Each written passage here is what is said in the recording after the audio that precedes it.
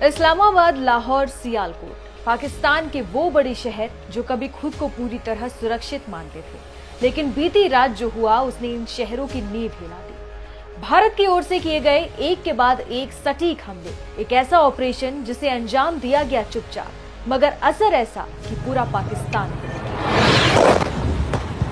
भारत पाकिस्तान के बीच तनाव फिर से बढ़ गया है। गुरुवार रात पाकिस्तान ने भारत के कई इलाकों में मिसाइलें और ड्रोन भेजे, जिससे दोनों देशों के बीच तनाव बढ़ गया।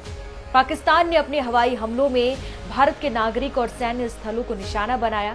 इस हमले का जवाब भारत ने भी दिया, लेकिन उसने अपने जवाब को संयमित और सटीक रखा। भारत ने इस्लामाबाद, लाहौर और सियालकोट जैसे महत्वपूर्ण स्थानों पर हमला किया, जिससे पाकिस्तान को बेहद नुकसान हुआ। पाकिस्तान का कहना है कि इस जवाबी कार्रवाई में उसके 5 लड़ाकू विमान, जिसमें एक F-16 भी शामिल था, वो मार गिराया गया।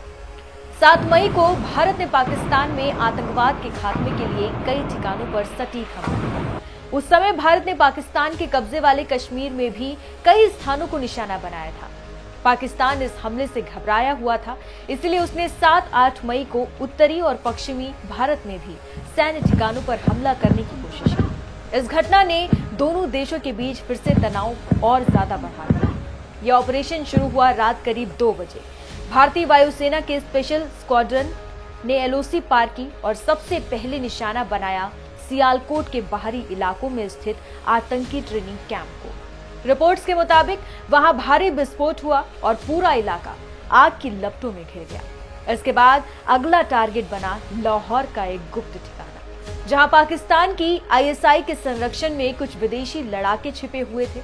इस ऑपरेशन की खास बात यह रही कि हर टारगेट को इतनी सटीकता से मारा गया कि आम नागरिकों को कोई नुकसान नहीं हुआ, लेकिन जिन ठिकानों को निशाना बनाया गया वो पूरी तरह से तबाह हो गए। जब पाकिस्तान ने ड्रोन और मिसाइलों से जम्मू को निशाना बनाने की कोशिश की, जिसे सेना ने नाकाम कर दिया। सूत्रों ने बताया कि F-16 लड़ाकू विमान ने पाकिस्तानी वायुसेना के प्रमुख एयरफोर्स स्टेशन सरगोदा एयरबेस से उड़ान भरी थी, जिसे भारतीय SAM ने सरगोदा एयरबेस के पास ही मार गिराया। धर्मशाला में पंजाब किंग्स और दिल्ली कैपिटल्स के बीच होने वाला IPL मैच अचानक रद्द कर दिया गया।